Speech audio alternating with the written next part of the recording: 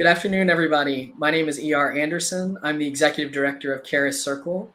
Charis Circle is the nonprofit programming arm of Charis Books, and Charis Books is the South's oldest independent feminist bookstore. We are delighted to be joined today by our sibling feminist bookstore, Women and Children First of Chicago, Illinois, to present to you a joint celebration of the right to sex, feminism in the 21st century by Amia Srinivasan. Amia is the Shishili Professor of Social and Political Theory at All Souls College, Oxford, where she works and teaches political philosophy, feminist theory, and epistemology. She is a contributing editor at the London Review of Books. Her essays and criticism on animals, incels, death, the university, technology, political anger, and other topics have also appeared in The New Yorker, the New York Review of Books, the New York Times, Harper's, The Nation, and Tank. She is joined today by Moira Weigel, who is a scholar and founding editor of Logic magazine. Originally trained in modern languages, including German and Mandarin Chinese, she now studies digital media in a global context, with a strong interest in feminism, gender, and sexuality. She's an assistant professor at Northeastern University, a former junior fellow at the Harvard Society of Fellows, and author of Labor of Love, The Invention of Dating, which came out in 2016, and co-editor of Voices from the Valley, which came out last year, or actually 2020. Time is a false construct at this point. Her essays have appeared in the New York Times, the New Republic, the Guardian, and many other outlets. So we're delighted to host both of you, two of our favorite thinkers in contemporary feminist thought. We're delighted to get to do this with Women and Children First. And so I've put links to the books. You know, you can buy your books from Charis. If Charis is your home bookstore, you can buy your books from Women and Children First. Either one, we're really happy to share the love. One of the great things about being a feminist bookstore is that we are collaborative and cooperative as opposed to competitive. So we hope that wherever you're watching from, if you want to shout out in the comments what brings you here today, what you're excited about, if you have read either of these authors' previous essays or books, we'd love to hear about that. And finally, if you would like to ask a question, you may do so by clicking the Ask a Question box in the bottom center of the screen. If you're on your phone and having trouble navigating that, you can also put it in the chat, and I am happy to move it over so that it is accessible to our authors. All right, so thank you both so much for being here. I am really looking forward to this conversation. Thanks so much for having us, and thank you, Amia, for inviting me to do this with you. I'm excited to get to ask you my questions. I wanted to start, and there's so much substance to dive into in your book, but I actually wanted to start by asking you a bit about style. I think your writing style is it's so striking and it's so impressive, and I think, you know, as in any great book, this style is really tied to the substance of the intervention you're making, sort of modeling what it means to think about difficulty and think about one's own implication in these structural questions.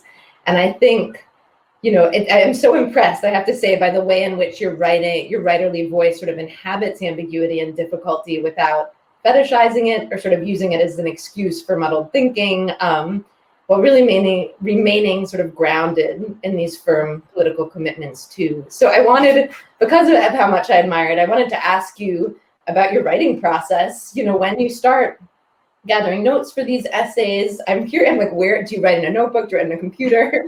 I'm especially curious about your revision process, how you get down to these sort of clean lines when you start sharing things, when you know something is done. So yeah, I wondered if you could just share with us a bit about your writing process in these essays.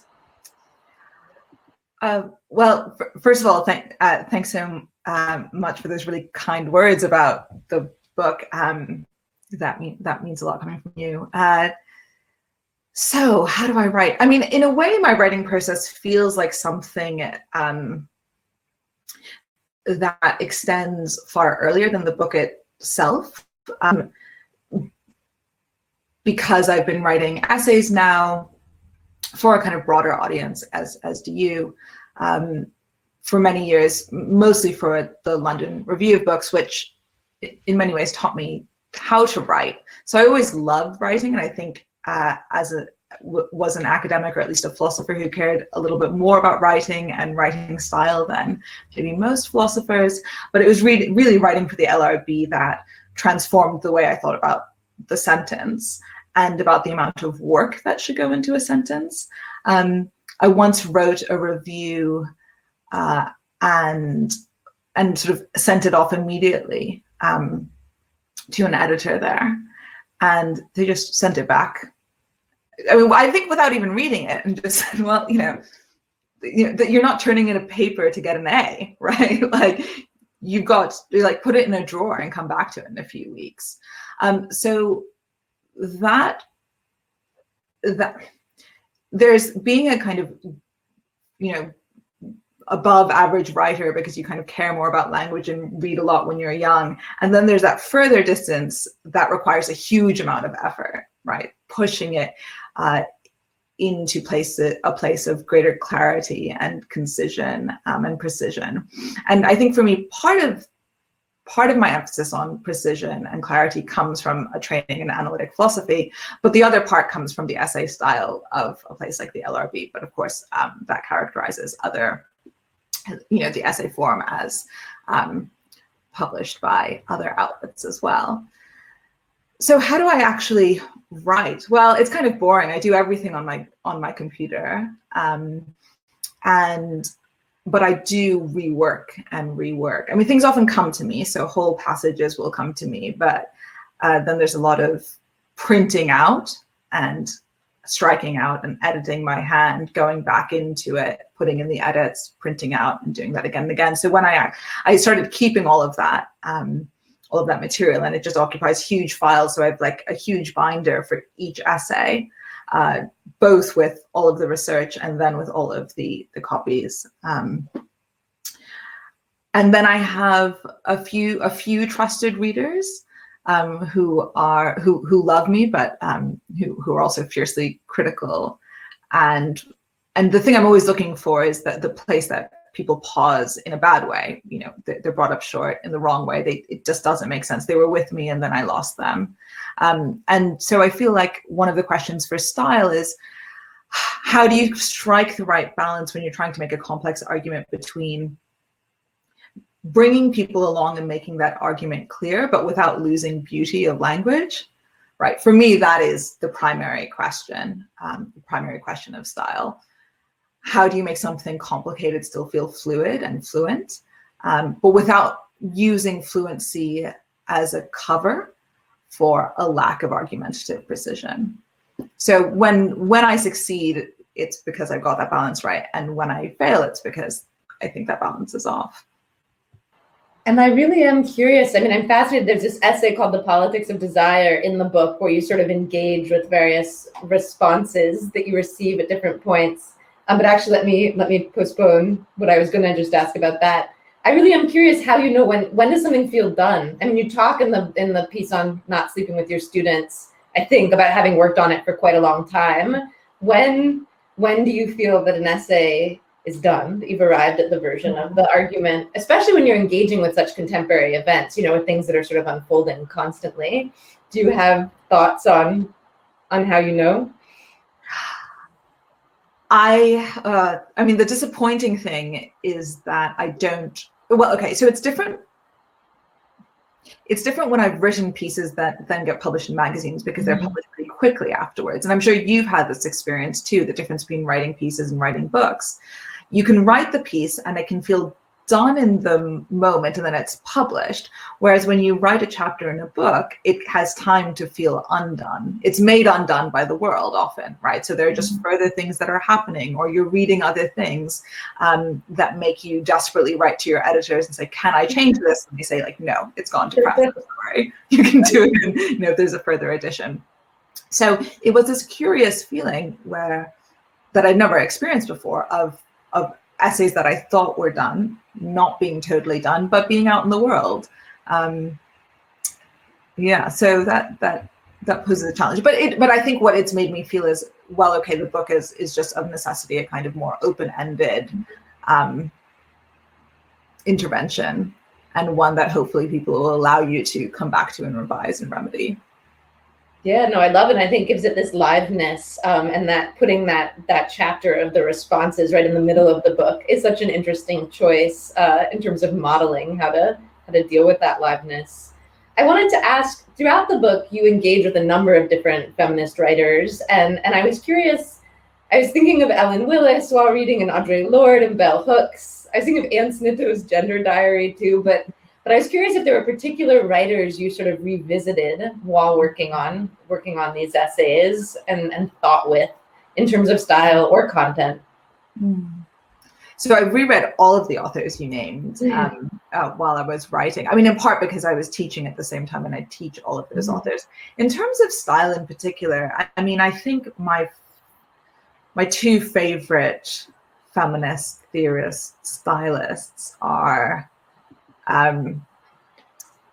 Adrienne Rich, also a great poet.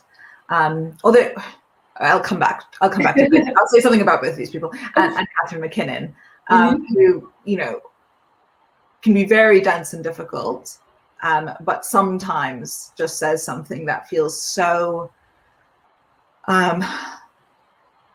profoundly, I mean, it feels at once sort of we're getting into some sort of deep metaphysical truth about sort of gendered reality, and also just like punching you in the gut. And that's a kind of extraordinary effect for something that's a very abstract form of theorizing to have. I don't write in either of those modes. I feel like Adrienne Rich's mode, and I'm thinking in particular of the mode she's in Of Woman Born, you can't really write in that mode anymore. I mean, I think there is something about the writing that you have coming out of the 70s and the 80s that can be more earnest and therefore sort of more poetic and melodic and all of these various things. And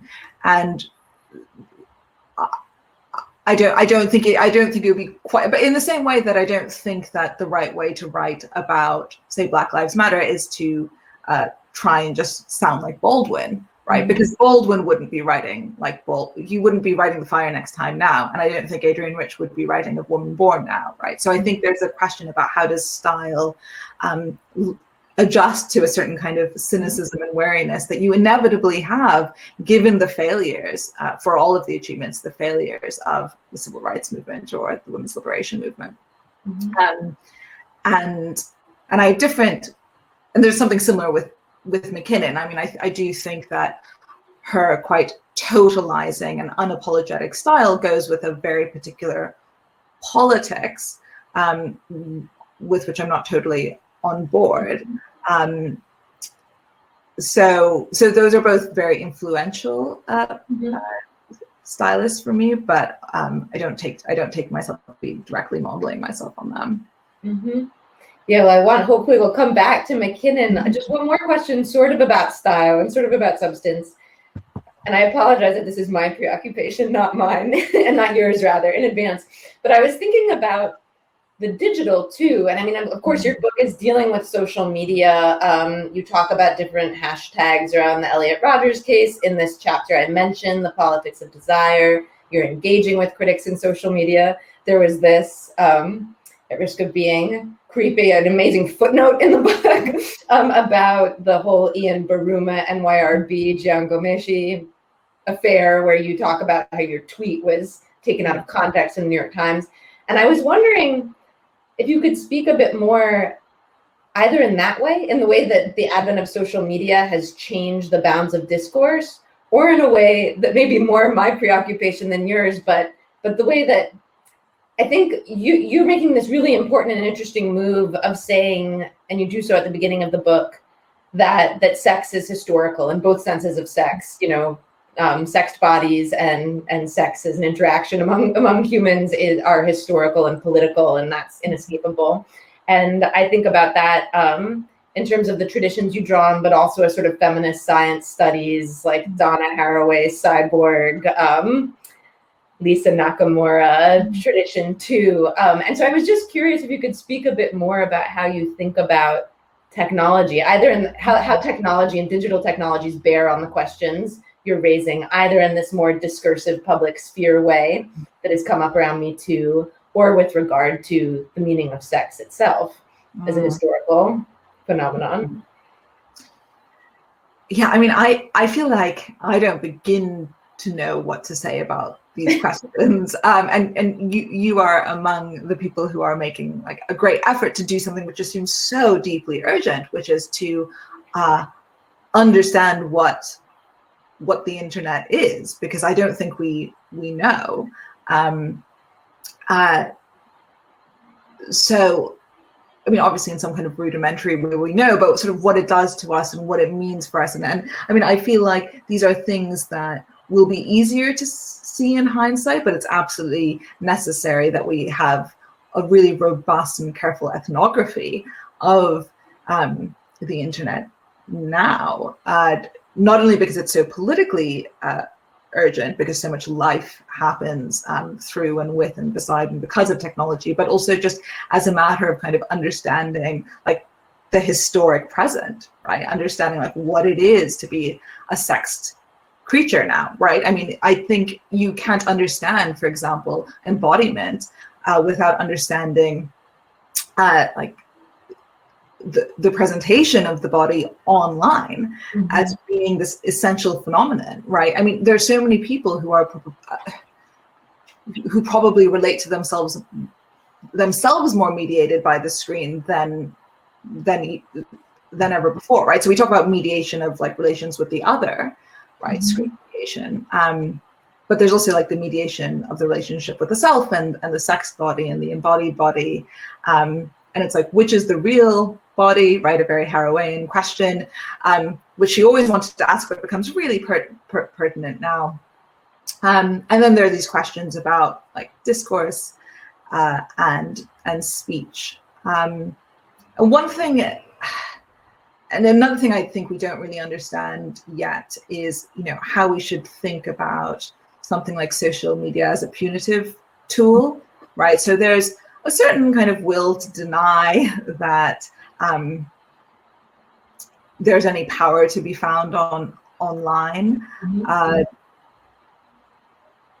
And in part that's because the people who are newly empowered online are people who've been historically disempowered, right? And they're very often attacking or criticizing people who just have huge formal platforms, which they continue to have, or they continue to have something similar, even after they've been like so-called canceled, right? Canceling is a huge misnomer. At the same time, I think we need the idea that, you know, a Twitter pylon isn't a form of social sanction is to reinscribe, I think, a false distinction between like IRL and URL. Like this is all real life.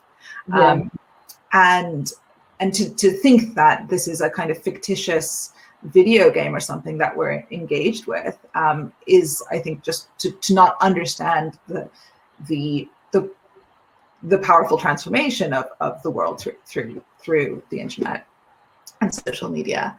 And then there's this kind of interesting feminist question about, well, what does it look like to wield this very decentralized tool, especially given that there doesn't tend to be anything like centralized or even top down or even decentralized coordination, right? It will just turn out after the fact, for example, that you could have been part of something that had kind of real worldly effects, sometimes worldly effects that you weren't really intending or weren't hoping for example, the loss of someone's job.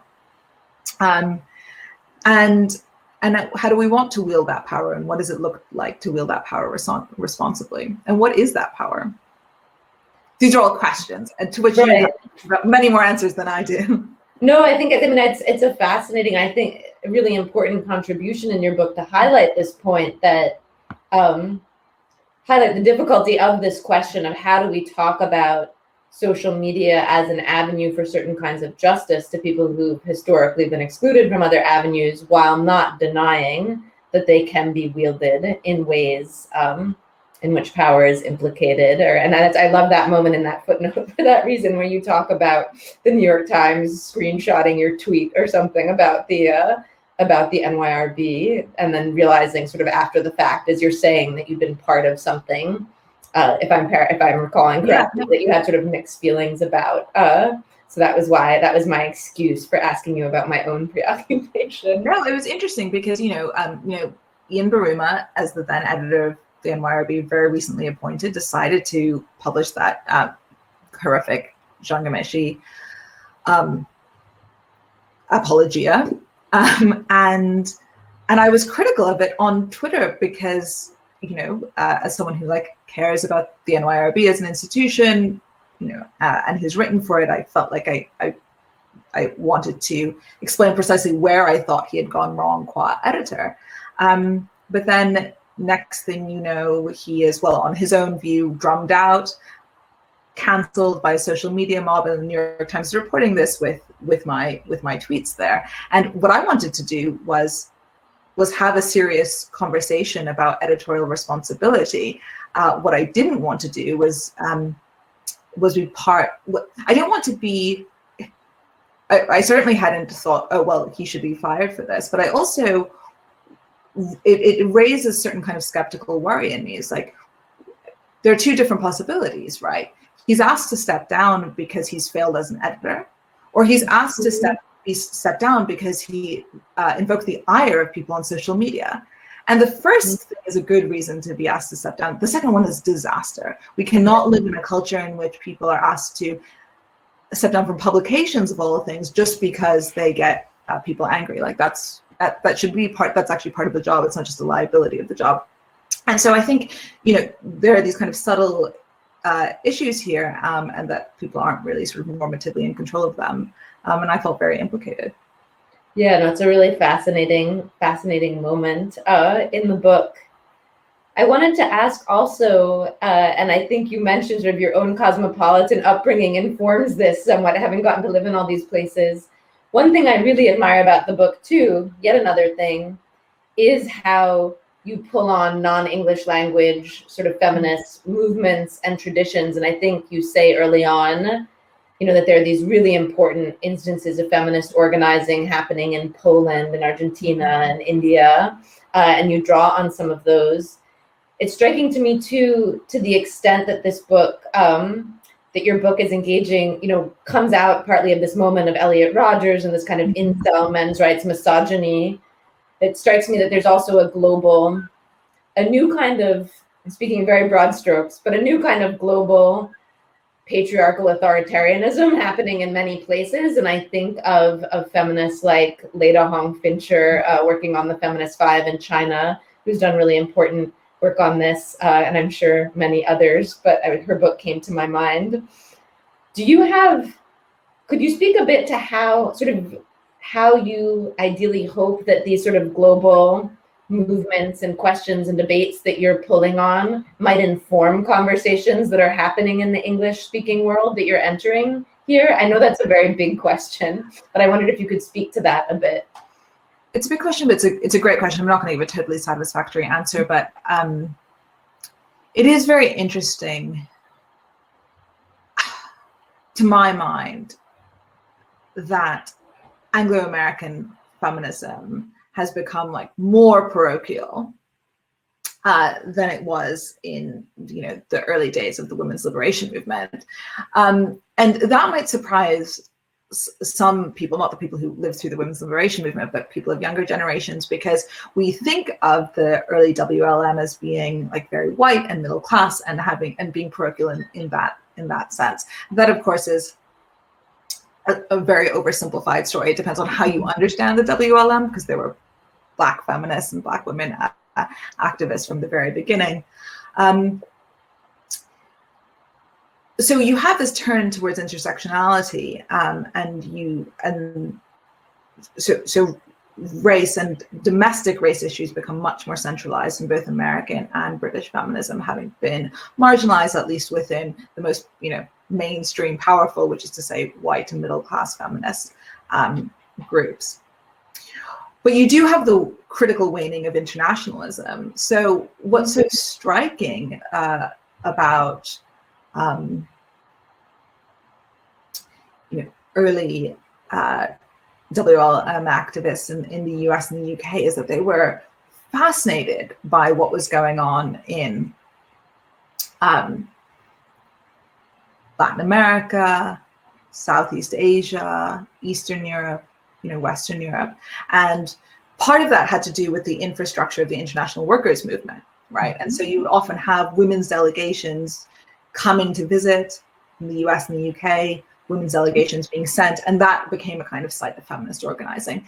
There was also, I think, just an extraordinary amount of hunger for knowledge about what was going on. So, for example, Sheila Rowbotham, who's one of the leaders of the leaderless British WLM, recalls one of, I think, the New York radical feminists coming over, and they sat together in the Museum Tavern in Bloomsbury in London and wrote down names for each other, names of different groups and texts and swapped pamphlets. And the person who came over on the rumor of a British movement, right? So there was something kind of intoxicating and exciting about these possibilities that didn't seem readily available. And I think that was part of what spurred on that kind of internationalist energy. Now, of course, it's very easy to sit in the US and think that everything that's feminist is American, right? Because you're so inundated by kind of like American feminism. So I would love to see a return of just interest in internationalist feminism. I also find a certain irony, and whenever you start talking about, global feminism, you'll have people say, yes, but what about cultural imperialism? We don't just want to take feminism over there. I'm like, there is feminism over there. The feminist movements, for example, in Latin America, are just so much more exciting than anything that's going on in the US or the UK in the moment. That it's a mass movement, it's radical, it's extremely intersectional, it's powerful. Mobilizing, women, men, indigenous people in the unemployed people in the informal sector. It's extraordinary. A very similar thing in Poland. You have feminists leading a nationwide strike, right? Not just in the cities, but in villages and towns. I mean, this is the kind of thing that organizers in the US and the UK can only dream of. And so there are lessons here, not only for feminists but for organizers more generally. So yeah, I think there's just got to be a certain kind of decentering that happens, which will actually be really liberating. I don't think it needs to be castigatory. I don't think there needs to be this, we've really been so narcissistic. It's actually just very freeing, because a lot of these narratives that I think frame contemporary kind of debates in American and British feminism can feel very restrictive and stifling. It feels like there can be nowhere to go, or it feels like certain patterns are just going to endlessly recapitulate. And then you just realize, well, no, there are just other fascinating feminist practices that are underway that disclose alternative possibilities. Yeah, I love that. I feel the energy and possibility of it as you're speaking. I wondered as you were speaking, how much that infrastructure that you're talking about of sort of the global WLM and sort of people moving back and forth depended in a certain sense on the Cold War, which is something you talk about a bit in your book, and how much these questions of cultural imperialism, again, as always being in very broad strokes, but sort of the end of the Cold War and the rise of a certain global feminism that was very tied to sort of US neo-imperialism and globalization, and sort of the NGO industrial complex, how much that latter movement after the Cold War made certain kinds of internationalism feel impossible. Yeah. And then also whether, there are all these interesting books coming out right now, like Rafia Zakaria's book Against White Feminism, in a different way. Jesse Daniels' book that's coming out soon, I think, called Nice White Ladies. And there's Laila Abdul-Lugod. There are other, Jasbir Puar, others have talked about this for some time. But I wonder if there is a moment of opportunity for reconsidering that constellation right now, that there's a moment when the profound failures of a certain kind of US-centric global feminism have become kind of unignorable, and there are sort of writers making these points.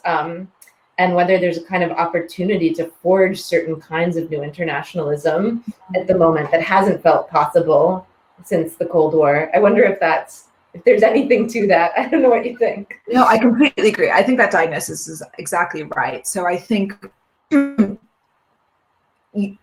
get, you get the kind of the demise of, third worldism,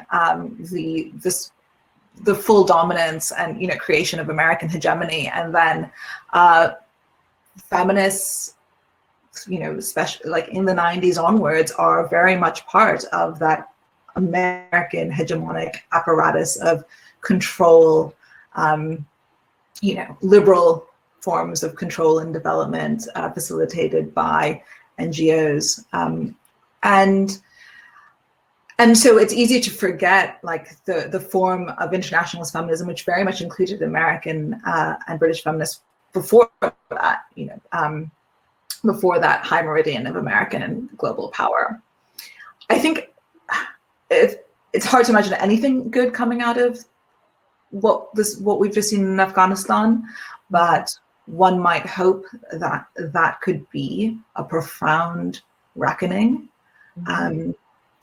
with American power in general, but the specific way in which feminists, American feminists and British feminists, have colluded with imperial projects and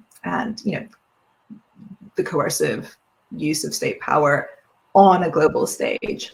And there were Afghan feminists, activists, women activists, before the invasion and occupation, who hated the Taliban and did not want US occupiers. And the narrative that was told about, just benighted Afghan women who, just needed to be saved. If anything could debunk that, I would hope what we've seen in Afghanistan during the pullout would, and might open, as you were suggesting, opening out onto a different form of American feminist internationalism. Yeah, maybe I'm being too optimistic, but I wondered about that as I listened to you speak. I want to remind the audience too, I'm quite happy to occupy Amia for the whole hour, but this is your big chance to ask questions. So if you do have any questions, please click the ask a question button and do so, and we'll leave some time for them.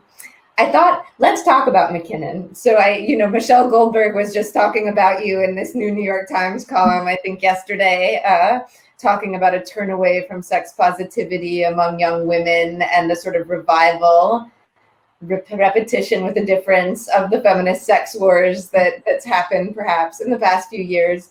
Let's talk about your engagement with that moment and why you turn back to those writers who've often served, I think unfairly, but we could talk about that as kind of punching bags or sort of shorthands for a bad old feminism for younger feminists. Maybe you could speak a bit to what you and perhaps your students also find valuable in returning to Dworkin and McKinnon and the early to mid 1980s to think about the present. Yeah, so I have so much to say here. So one thing is that there's this particular relationship that Anglo-American feminists and American feminists in particular have to feminist history.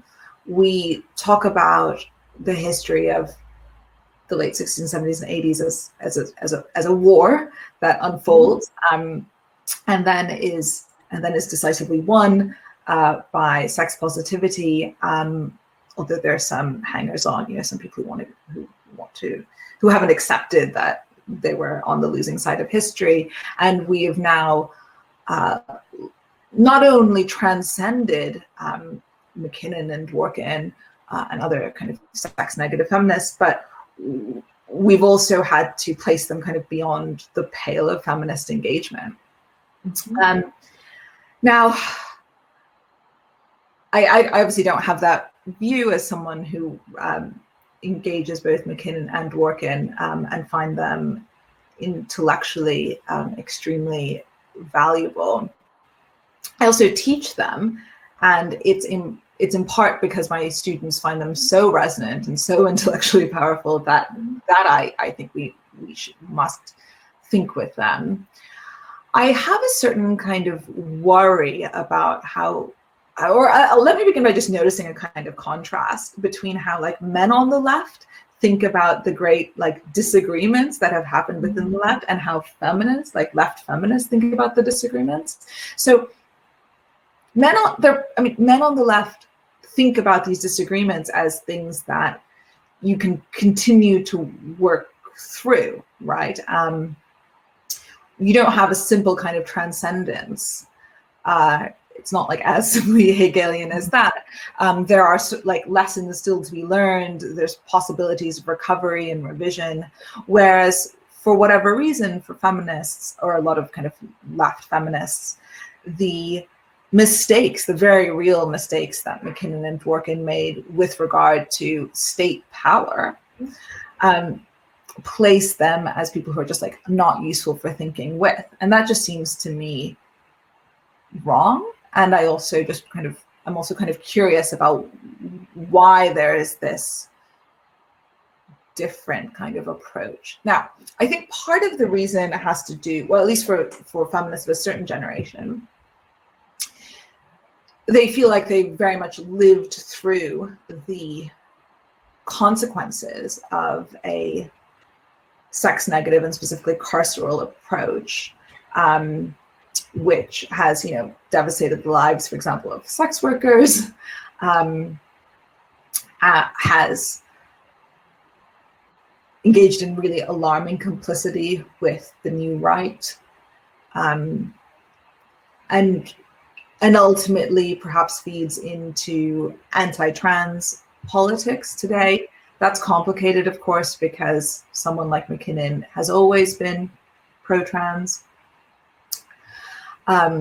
So I want to kind of deny the identification of radical feminism with anti-trans politics. I tend to find these thinkers, you'd be hard pressed, I think, to find a better like feminist account of the state than the one that we get in McKinnon, right? McKinnon has an extraordinary metaphysics and epistemology of patriarchy. You might find it too totalizing. You might ask yourself, where is the room for change? But nonetheless, it's an incredibly compelling account.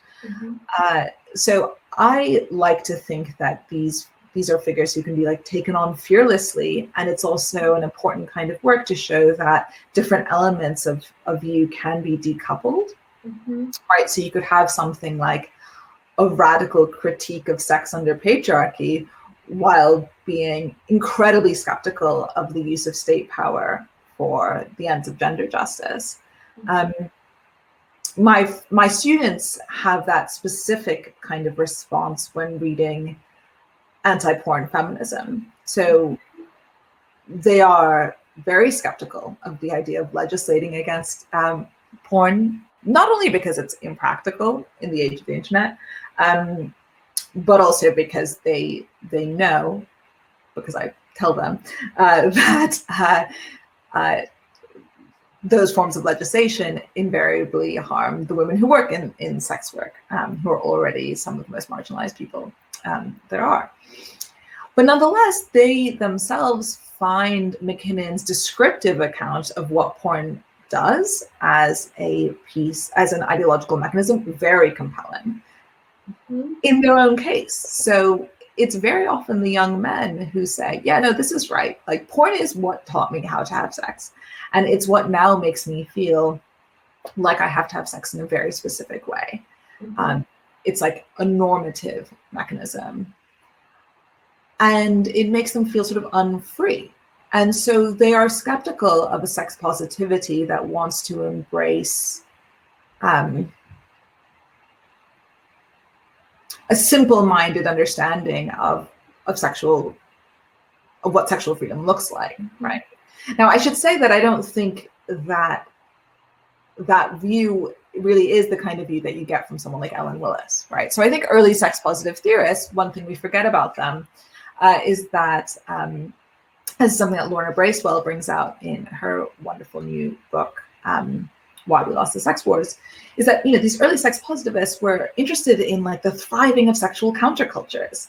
They weren't interested simply in having normative sexuality, just heteronormative sexuality, just, you know, unfettered existence in a libertarian mode. They were interested in dissident forms of sexuality, queer forms of sexuality. They were also, of course, very skeptical of the use of state power. And so what that meant was sometimes that, you know, forms of normative sexuality were going to be unrestricted, for example, in pornography. But the dream of sex positivity wasn't simply to strip away regulation, right? It was, or to just allow people to, you know, have the sex they want. It was to actually, you know, bring into existence a more imaginative and egalitarian form and more queer form of sexual possibility. And so I actually think there's this place of alignment with someone like McKinnon and Dworkin on one hand, and someone like Ellen Willis on the other, that is sort of lost in the standard narrative of, you know, the sex wars. Yeah, that resonates a lot. And I can't help but think about this question of generations and sort of institutionalization and how certain kinds of feminist knowledge are or aren't institutionalized, because sometimes, yeah, it feels as if the way these debates become totemic and are represented suggests that folks aren't actually reading the texts involved at all, that there needs to be a mother to kill in a certain way, or something. There's this sort of Oedipal dimension to how things unfold. I wanted to ask, and I see maybe we're starting to get some questions, so I do want to leave some time for those, but I wanted to ask, you speak a fair bit in the book, starting with the Elliot Rodgers essay and through your essay on the responses, specifically about forms of anti-Asian racism in the United States and where those intersect with misogyny and patriarchy. Of course, this is a big theme around the Elliot Rodgers case.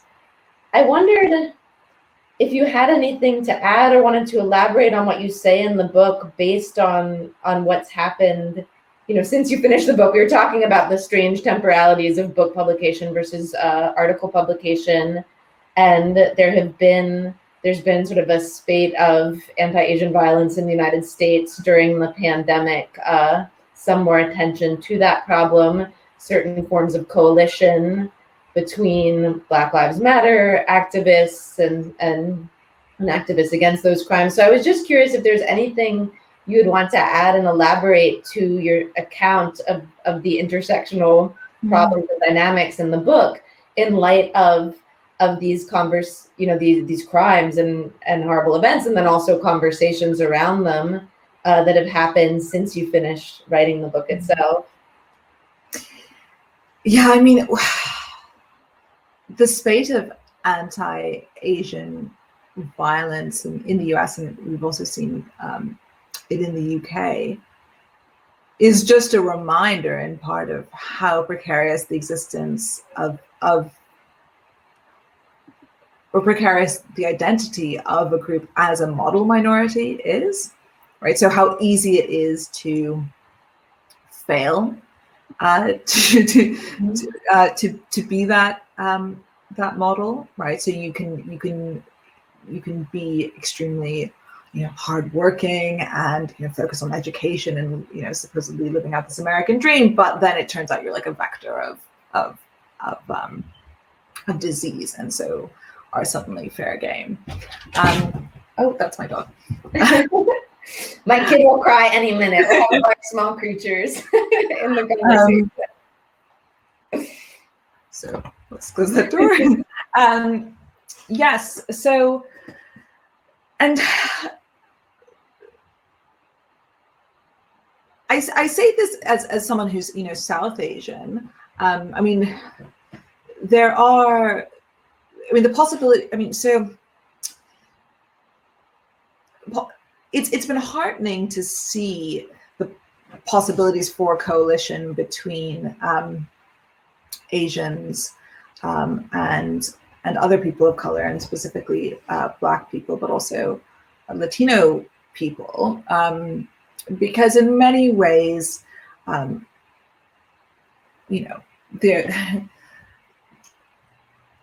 conservatives in the US have been successful in creating a narrative of good immigrants and bad descendants of enslaved people.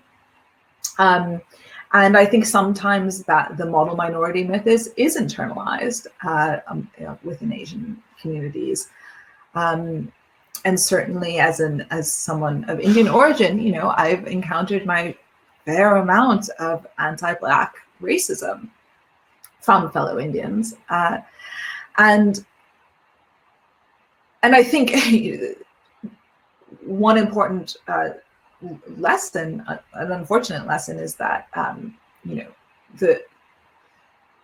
the reconciliation with white supremacy is only ever partial and temporary, right? You're only ever allowed privileges and benefits on very tight and precarious terms.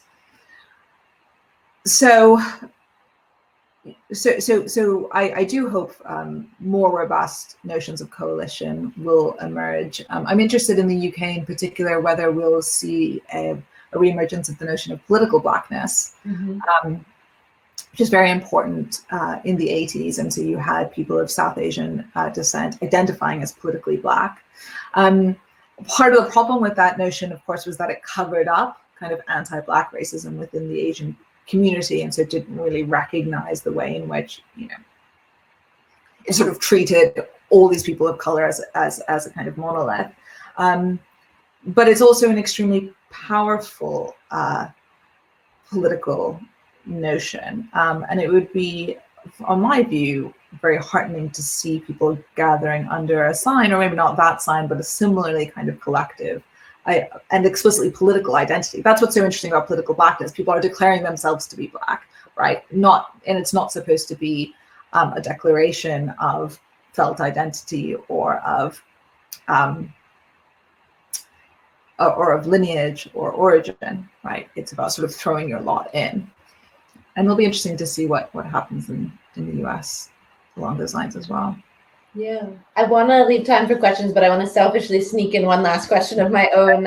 Since you do have these really interesting strategic observations in your book, for instance, you talk about the possibility of alliance between feminists and trans people on the basis of sort of embodying feelings of embodiment, rather than using the body as kind of a wedge. Sort of two issues that I think are on the minds of many, many US feminists at the moment.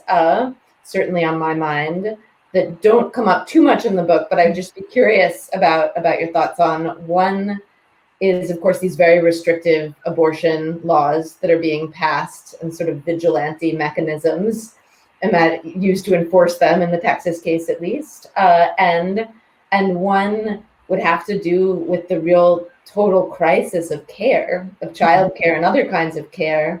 And it strikes me that these are both, issues that I think a lot of US feminists are thinking about, particularly during the pandemic on the care issue, but also issues where this tension you elaborate in the book so well between liberal and more radical kinds of feminist demands also come into tension. There's sort of the historical tension between abortion rights and reproductive justice. And in the care context, there was just this Bureau of Labor Statistics study, I think, that showed care workers are paid like the median wage is $12.24 an hour. And so it's, certain progress for certain women in the workplace is directly dependent on the exploitation of other women. So I was wondering if you had any strategic thoughts, or, any thoughts on these two issues that come up briefly in your book, but aren't the core of your book, for sort of US readers and your US audience.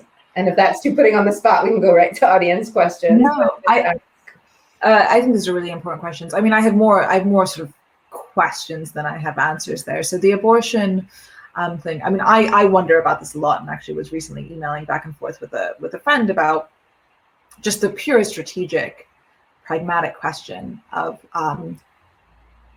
right, I mean, are we talking, do we want to talk about abortion as like a good in itself? What does that mean? Are we talking about availability of abortion as a good, or individual abortions as good? What is the role of appealing to, like the mothers with children who are the majority of people who have abortions? All of these questions about rhetoric. And one thing I think is that, the liberal rhetoric hasn't worked. And I'm not saying that a more radical rhetoric therefore would. That would be a false inference. But it is interesting that in the US, feminists have, or the mainstream of feminists have tried for so long to, position abortion as this tragic but necessary thing. It should be, it has to be available because of life's tragedies. It can't be just a central practice of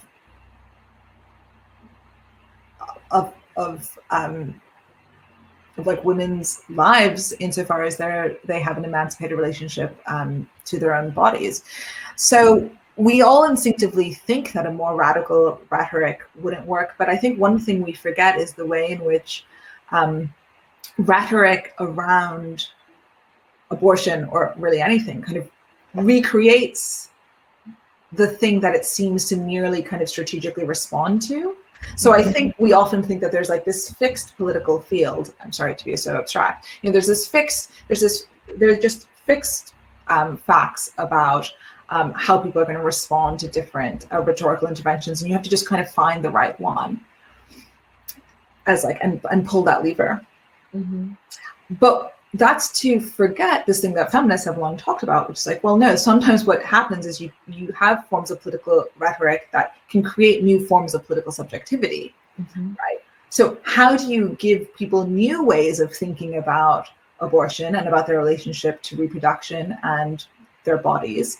And could you create new forms of political subjecthood? And is there something condescending about this, having to meet people where they are? Because very often, like, there aren't people just in these fixed places. Every person is like a locus of certain kinds of political potentialities and possibilities. And so I'm thinking here in particular, like what someone like Federici thought she was doing with wages for housework, right? Or she, Selma James, and Maria Della Costa and other people, right? She, on her view, part of what you're doing when you're making this demand is you're creating new forms of political subjectivity, right? It's not even about getting wages, on her view. It's really about creating subjects who are then capable of making demands. And it's very easy in a super conservative context, which is the US context, to want to always moderate rhetoric and for strategic reasons. And I'm someone who does that, right? So someone like Sophie Lewis, I think, whom I adore and have huge amounts of intellectual respect for, sort of thinks I write in a tone that's like a little too kind of soft and literary, when really I should just be like angry all the time. But I think it's very easy to err on the side of thinking that you know what's strategically important and not saying the thing you really want to say.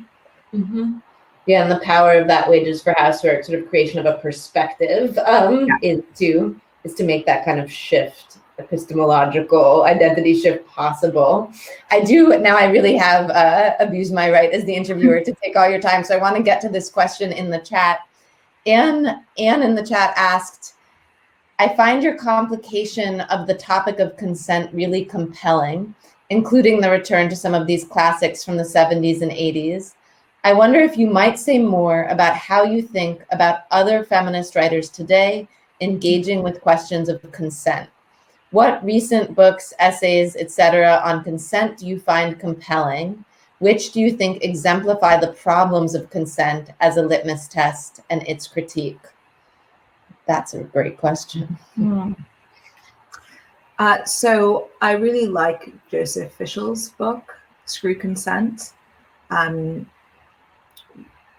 which wants to tease apart the kind of legal question of, the extent to which we should rely on a notion of consent in the the juridical setting. Consent is useful, of course, because it's operationalizable. It's something you could at least hope to establish in a court of law, and separate that question from the kind of ethical question of how useful consent is for thinking about kind of sexual ethics.